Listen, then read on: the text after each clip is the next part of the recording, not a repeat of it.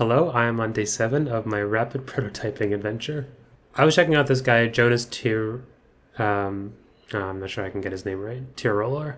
I just thought it was so cool while they're working on the game. They have this devlog where they talk about documenting the process and going through all the game prototypes and stuff like that. And so I really want to do something like that too. So here we are. So I started documenting all my ideas, talking with friends, writing a journal. I wrote down everything. So I had about 5 ideas, and I essentially made a slide deck for each one. I think this is useful because it forces me to sort of hash out how the game's going to be, and I can also show it to other people to give them a sense of what the game's going to be like. It also doesn't take very long. So the first game is called Breach. It's set in some sci-fi aesthetic.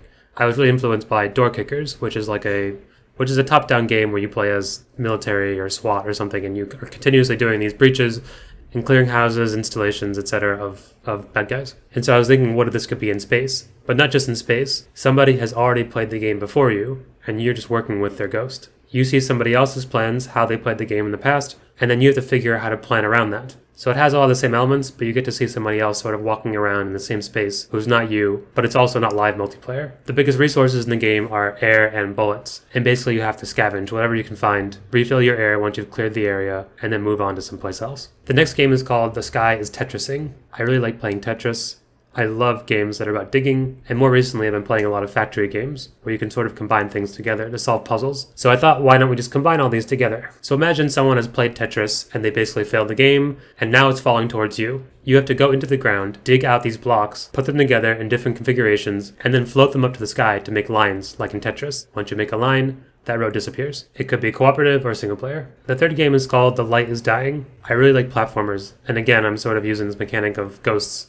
Ghosts have been seen in a lot of games like racing games or Elden Ring, Dark Souls, that kind of game. In this game, I want ghosts to be friendly. Having spent 60 or 70 hours playing Death Stranding, I started to really like this kind of cooperative single player or Strand type game where you help other people in a single player environment. So this game is also a platformer, but the lights are basically off, and you have to follow somebody else's ghost to the end of the level. Once you finish the level, then your recording becomes someone else's ghost to help them through the level. The next game is called Ouija Mosaic. Together, you and 3 other players form a mosaic or a piece of art. Each of you can only see in one direction. The person at the bottom can see down, the person at the top can see up, the person at the right, left, etc. You can pull apart a little bit, but if you pull apart too much, the mosaic, the art piece breaks, and you lose the game. Also, there's no voice communication, no texting.